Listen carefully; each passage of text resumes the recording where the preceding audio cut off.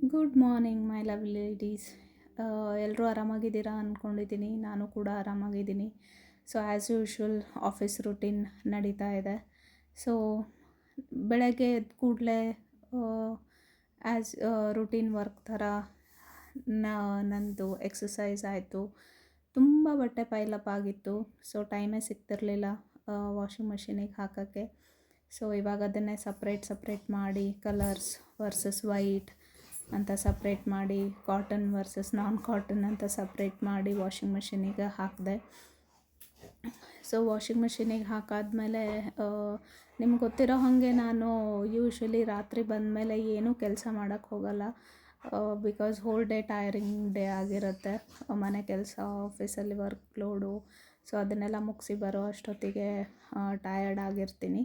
So ಹಾಗಾಗಿ ನಾನು ರಾತ್ರಿ ಏನೂ ಕೆಲಸ ಹಚ್ಕೊಳಕ್ಕೆ ಹೋಗಲ್ಲ. ಏನೇ ಕೆಲಸ ಇದ್ದರೂ ಹೆಂಗೇ ಇದ್ರೂ ನಾನು ಮಾರ್ನಿಂಗ್ ಎದ್ಬಿಟ್ಟೆ ಕೆಲಸ ಮಾಡೋದು.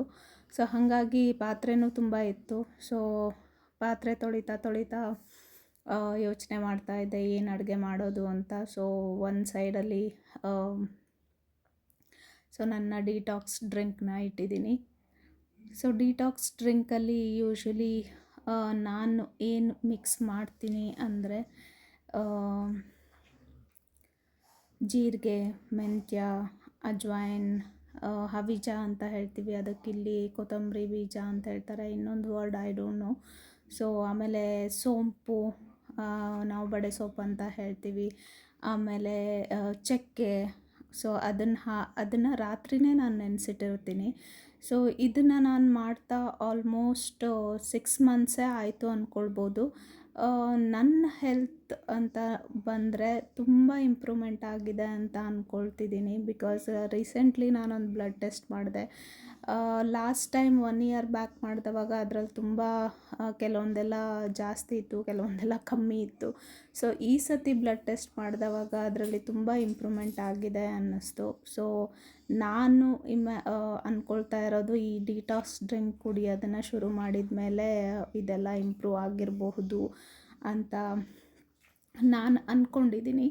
ಸೊ ಹಾಗಾಗಿ ಬೆಳಗ್ಗೆ ಎದ್ದ ಕೂಡಲೇ ಏನೂ ತಿನ್ನಲ್ದೆ, ಏನೂ ಕುಡಿಯಲ್ದೆ ಎಂಟಿ ಸ್ಟಮಕಲ್ಲಿ ನಾನು ಇದನ್ನು ಕುದಿಸ್ಬಿಟ್ಟು ಕುಡಿತೀನಿ. ಸೊ ನನ್ನ ಜೊತೆಗೆ ನನ್ನ ಹಸ್ಬೆಂಡ್ ಕೂಡ ಕುಡಿಯೋಕ್ಕೆ ಶುರು ಮಾಡಿದ್ದಾರೆ ಆಫ್ಟರ್ ಸೀಯಿಂಗ್ ಮೈ ಬ್ಲಡ್ ರಿಪೋರ್ಟ್ ಇಂಪ್ರೂವ್ಮೆಂಟ್. ಸೊ ಹಾಗಾಗಿ ಅವರಿಗೂ ಕೂಡ ಇವಾಗ ನಾನು ಒಟ್ಟಿಗೆ ಡಿಟಾಕ್ಸ್ ಡ್ರಿಂಕ್ನ ಮಾಡ್ತಾಯಿದ್ದೀನಿ. ಸೊ ಬೆನಿಫಿಟ್ ಅಂತ ಬಂದರೆ ನಾನು ನಿಮಗೆ ಅದ್ರ ಬೆನಿಫಿಟ್ಟು ಆಮೇಲೆ ಹೇಳ್ತೀನಿ, ಏನೆಲ್ಲ ಯಾವ ರೀತಿಯಿಂದ ನಮ್ಮ ಬಾಡಿಗೆ ಬೆನಿಫಿಟ್ ಆಗುತ್ತೆ ಅನ್ನೋದ್ರ ಬಗ್ಗೆ. ಸೊ ಹಾಗಾಗಿ ಇದನ್ನು ಕುಡಿತಾ ಅದೊಂಥರ ಟೇಸ್ಟ್ಲೆಸ್ಸು, ಬಟ್ ಟೇಸ್ಟ್ ಹಾಗೇನೂ ಇರಲ್ಲ, ಕಹಿ ಇರಲ್ಲ, ಒಗ್ರಿರಲ್ಲ. ಸೊ ಆ ಥರದ್ದು ಏನೂ ಇರಲ್ಲ. It was same like a tasteless. ನನಗಂತೂ ಇವಾಗ ಕುಡಿತಾ ಹೆಂಗಾಗ್ಬಿಟ್ಟಿದೆ ಅಂದರೆ ನೀರು ಕುಡ್ದಂಗೆ ಅನಿಸುತ್ತೆ. There is no much difference ಅಂತ ಹೇಳ್ಬೋದು. ಸೊ ಇವಾಗ ನೋಡ್ತಿರೋ ಹಾಗೆ ಇದರಲ್ಲಿ ಮುಂಚೆನೇ ಹೇಳ್ದಂಗೆ ಅಜ್ವೈನ್ ಇದೆ, ಜೀರಿಗೆ ಇದೆ, ಮೆಂತ್ಯ ಇದೆ, ಕೊರಿಯಾಂಡರ್ ಸೀಡ್ಸ್ ಇದೆ. ಸೊ ಎಲ್ಲನೂ ಇದೆ. ಸೊ ಇವಾಗ ಅದನ್ನು ಕುದಿಸ್ಬಿಟ್ಟು ಕಪ್ಪಲ್ಲಿ ಹಾಕಿದ್ದೀನಿ.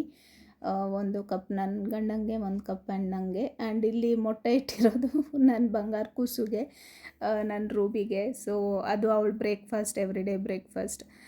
ಸೊ ಇವಾಗ ಇಲ್ಲಿ ನೋಡ್ತಿರೋ ಹಾಗೆ ಲಂಚಿಗೆ ಏನು ಮಾಡೋದು ಅಂತ ಹೇಳ್ತಿರುವಾಗ ನನ್ನ ಗಂಡನ ಬೈಕೆ ಇದ್ದಿದ್ದು ಚಪಾತಿ ಮತ್ತು ಪನ್ನೀರ್ ಮಟರ್ ಮಾಡು ಅಂಥೇಳಿ. ಸೊ ಅದಕ್ಕೆ ನಾನಿವಾಗ ಪ್ರಿಪ್ರೇಷನ್ಸ್ ಶುರು ಮಾಡಿದೆ. ಇವಾಗ ನೋಡ್ತಿರೋ ಹಾಗೆ ನಾನು ಟೊಮೆಟೊ ಮತ್ತು ಈರುಳ್ಳಿನ ಆಲ್ರೆಡಿ ಕಟ್ ಮಾಡಿ ಇಟ್ಕೊಂಡಿದ್ದೀನಿ.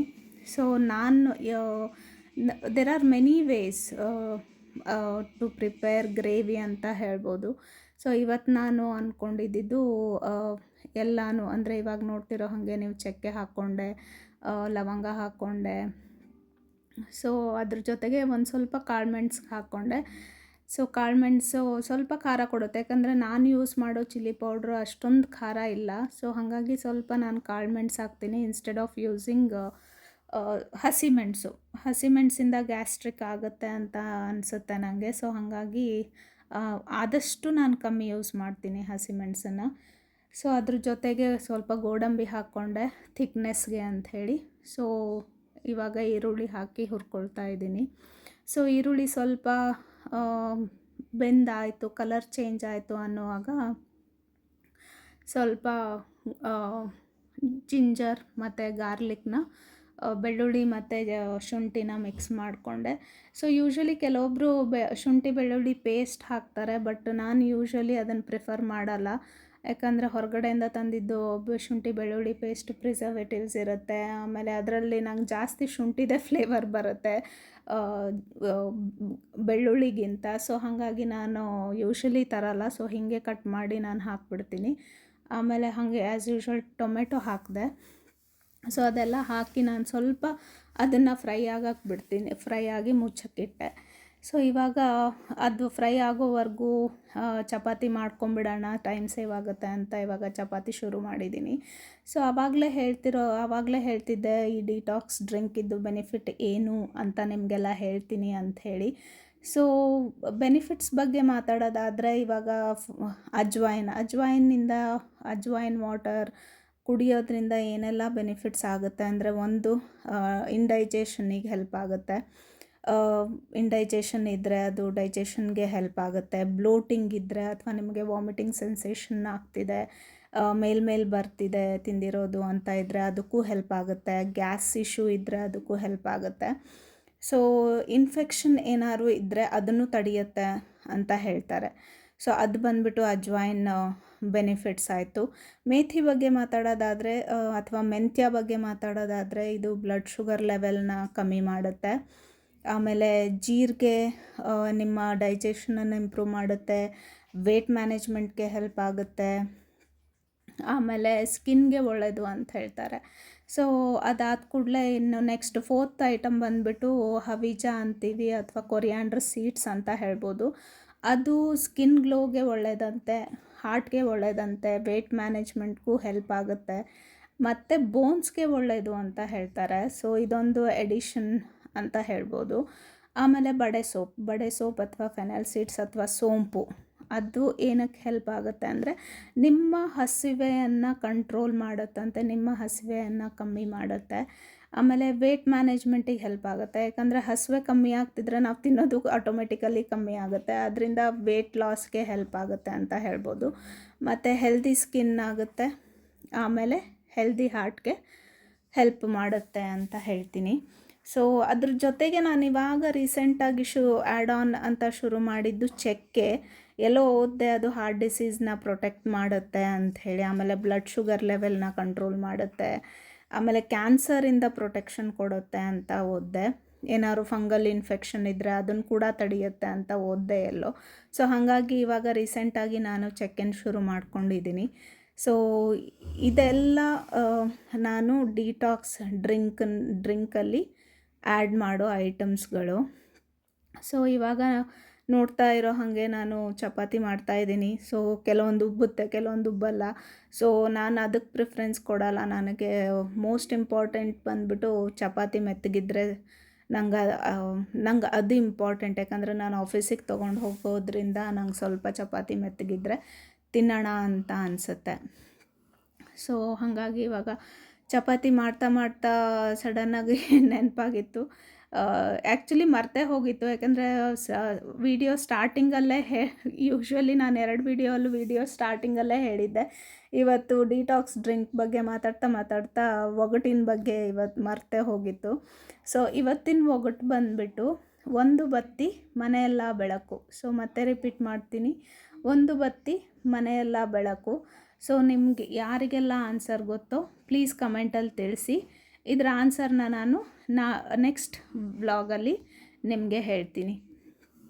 ಸೊ ಆಮೇಲೆ ಯೂಶ್ವಲಿ ಎಲ್ಲರೂ ನಂಗೆ ಗೊತ್ತಿರೋ ಹಾಗೆ ಚಪಾತಿ ಹಿಟ್ಟನ್ನು ಮುಂಚೆ ಕಲಸಿಟ್ಕೊಳ್ತಾರೆ. ಅಟ್ಲೀಸ್ಟ್ ಒಂದು 20 ಮಿನಿಟ್ಸ್ ಬಿಫೋರ್ ಕಲಸಿಟ್ಕೊಳ್ತಾರೆ. ಇಲ್ಲಾದರೆ ಮೊಸರು ಆ್ಯಡ್ ಮಾಡ್ತಾರೆ, ಅದರಿಂದ ಮೆತ್ತಗಾಗುತ್ತೆ ಅಂತ ಹೇಳ್ತಾರೆ. ಇಲ್ಲ ಮುಂಚೆನೇ ಕಲಸಿಟ್ಕೊಂಡ್ರೆ ಮೆತ್ತಗಾಗುತ್ತೆ ಚಪಾತಿ ಅಂತ ಹೇಳ್ತಾರೆ. ಕೆಲವೊಬ್ಬರು ತುಂಬ ಹೊತ್ತು ನಾದಿದ್ರೆ ಚಪಾತಿ ಮೆತ್ತಗಾಗುತ್ತೆ ಅಂತ ಹೇಳ್ತಾರೆ. ಸೊ ನಾನು ಯಾವುದನ್ನು ಅಡಾಪ್ಟ್ ಮಾಡ್ಕೊಳ್ಬೇಕು ಅನ್ನೋದು ನನಗೆ ಆ್ಯಕ್ಚುಲಿ ಗೊತ್ತಿಲ್ಲ. ಬಟ್ ಆ್ಯಸ್ ಯೂಶ್ವಲ್ ನಾನು ಒಂದು 10-20 ನಿಮಿಷ ಅಂತೂ ನೆನೆಸಿಟ್ಕೊಳ್ತೀನಿ. ಬಟ್ ನಾನು ಕಲಸೋವಾಗ ಯೂಶ್ವಲಿ ನಾನು ಸ್ವಲ್ಪ ಉಪ್ಪು, ಎಣ್ಣೆ ಬಿಸಿನೀರಲ್ಲಿ ಕಲಿಸ್ತೀನಿ. ಬಿಸಿನೀರಲ್ಲಿ ಕಲಸೋದ್ರಿಂದ ಸ್ವಲ್ಪ ಮೆತ್ತಗಾಗುತ್ತೆ ಮತ್ತು ಲಟ್ಸೋಕ್ಕೆ ಈಸಿ ಆಗುತ್ತೆ ಅಂಥೇಳಿ ನಾನು ಅಂದ್ಕೊಳ್ಳೋದು. ಹಾಗೇನೆ ರಾತ್ರಿವರೆಗೂ ನಂಗೆ ಚಪಾತಿ ಸ್ವಲ್ಪ ಮೆತ್ತಗೂ ಇರುತ್ತೆ, ಸಂಜೆ 6:30ಗೆ ತಿನ್ನೋದ್ರಿಂದ. ಸೊ ಅಲ್ಲಿವರೆಗೂ ಸ್ವಲ್ಪ ಚಪಾತಿ ಮೆತ್ತಗಿರುತ್ತೆ ಅಂಥೇಳಿ ನಾನು ಬಿಸಿನೀರಲ್ಲಿ ಕಲಿಸ್ತೀನಿ. ಸೊ ಚಪಾತಿ ಹಿಟ್ಟಾಯಿತು, ಚಪಾತಿನೂ ಆಲ್ಮೋಸ್ಟ್ ಹಿಟ್ಟು ಖಾಲಿ ಆಯಿತು, ಆಲ್ಮೋಸ್ಟ್ ಚಪಾತಿ ಮಾಡಾಯಿತು. ಸೊ ಆವಾಗ ಇದು ಪನ್ನೀರ್ಗೆ ಗ್ರೇವಿಗೆ ಅಂತ ನಾನು ಫ್ರೈ ಮಾಡಿಟ್ಟಿದ್ದು ಇವಾಗ ಆಲ್ಮೋಸ್ಟ್ ಆಗಿದೆ.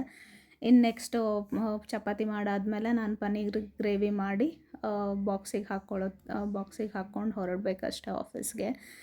ಸೊ ಇವಾಗ ಪನ್ನೀರ್ ಗ್ರೇವಿ ಅಂತ ಬಂದರೆ ತುಂಬ ವೇಸ್ ಇದೆ ಮಾಡೋಕ್ಕೆ. ನಾನೇ ನೋಡ್ತಿರ್ತೀನಲ್ಲ ಕುಕ್ಕಿಂಗ್ ಬ್ಲಾಗ್ಸು, ಎಷ್ಟೊಂದು ವೆರೈಟಿಯಲ್ಲಿ ಮಾಡ್ತಾರೆ, ಅಷ್ಟು ಇನೋವೇಷನ್ ತರ್ತಾರೆ.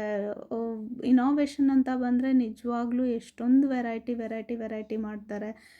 ನ್ಯೂ ಕುಕ್ಕಿಂಗ್ ಸ್ಟೈಲಲ್ಲಿ ಮಾಡ್ತಾರೆ, ಅದರಲ್ಲೇನೋ ಇನೋವೇಟಿವ್ ತರ್ತಾರೆ. ಸೊ ಅದೆಲ್ಲ ನಂಗೆ ನೋಡಿದವಾಗ ಕೆಲವೊಂದು ಸತಿ ಅನಿಸುತ್ತೆ, ನಾವು ನಮಗೇನು ಒಂದು ಗೊತ್ತಿರುತ್ತೋ ಮೆಥಡು ಅದನ್ನೇ ಫಾಲೋ ಮಾಡ್ತೀವಿ. ಕೆಲವೊಂದು ಹೆಸಿಟೇಷನ್ ಇರುತ್ತೆ, ಇದನ್ನು ಮಾಡೋಕ್ಕೆ ಹೋದರೆ ಚೆನ್ನಾಗಿ ಬರುತ್ತೋ ಇಲ್ವೋ, ಆ ಥರ ಮಾಡೋಕ್ಕೆ ಹೋದರೆ ಚೆನ್ನಾಗಿ ಬರುತ್ತೋ ಇಲ್ವೋ ಅಂಥೇಳಿ. ಬಟ್ ಟ್ರೈ ಮಾಡೋಕ್ಕೆ ಹೆಸಿಟೇಟ್ ಮಾಡ್ತೀವಿ. ಬಟ್ ಇವಾಗ ನಾನು ಶುರು ಮಾಡಿದ್ದೀನಿ, ಏನೇ ಒಂದು ಹೊಸ ರೆಸಿಪಿ ಅಥವಾ ಹೊಸದೇನಾದ್ರು ನೋಡಿದರೆ, ನಂಗೆ ಗೊತ್ತಿಲ್ಲದೆ ಇರೋದು ಹೊಸದೇನಾದ್ರು ಕಲಿಯೋಕ್ಕಿದ್ರೆ ನಾನು ಟ್ರೈ ಮಾಡೋಕ್ಕೆ ಯೋಚನೆ ಅಂದರೆ ಟ್ರೈ ಮಾಡ್ತಾ ಇರ್ತೀನಿ. ಆಮೇಲೆ ಅದ್ರದ್ದು ಆ್ಯಸ್ ಯೂಶ್ವಲ್ ಎಲ್ರಿಗೂ ನಿಮ್ಗೆ ಗೊತ್ತಿರೋ ಹಾಗೆ ಹೆಂಗಸ್ರದ್ದು ಯಾರ ಮೇಲೆ ಎಕ್ಸ್ಪೆರಿಮೆಂಟ್ ಇರುತ್ತೆ ಹೇಳಿ, ಆಬ್ವಿಯಸ್ಲಿ ಗಂಡಂದ್ರ ಮೇಲೆ ಅಥವಾ ಮಕ್ಕಳ ಮೇಲೆ. ಸೊ ಅದೆಲ್ಲ ಎಕ್ಸ್ಪೆರಿಮೆಂಟ್ ನಾನು ನನ್ನ ಗಂಡನ ಮೇಲೆ ಮಾಡ್ತೀನಿ. ಸೊ ಕೆಲವೊಂದು ಸತಿ ಚೆನ್ನಾಗಿ ಬರುತ್ತೆ, ಕೆಲವೊಂದು ಸತಿ ಚೆನ್ನಾಗಿ ಬರಲ್ಲ. But most of the time ಯಾವತ್ತೂ ಕಂಪ್ಲೇಂಟ್ ಮಾಡಿಲ್ಲ. ಸೊ ನನಗೆ ಕೆಲವೊಂದು ಸತಿ ಇಷ್ಟ ಆಗಲ್ಲ, ಬಟ್ ಅವರು ಇಷ್ಟಪಟ್ಕೊಂಡು ತಿಂತಾರೆ. ಸೊ ಇವಾಗ ನೋಡ್ತಿರೋ ಹಾಗೆ ಚಪಾತಿ ಎಲ್ಲ ಮಾಡಾಯಿತು. ಸೊ ಪನ್ನೀರ್ನ ಪ್ಯಾಕೆಟ್ನ ತೆಗೆದಿಟ್ಟಿದ್ದೀನಿ.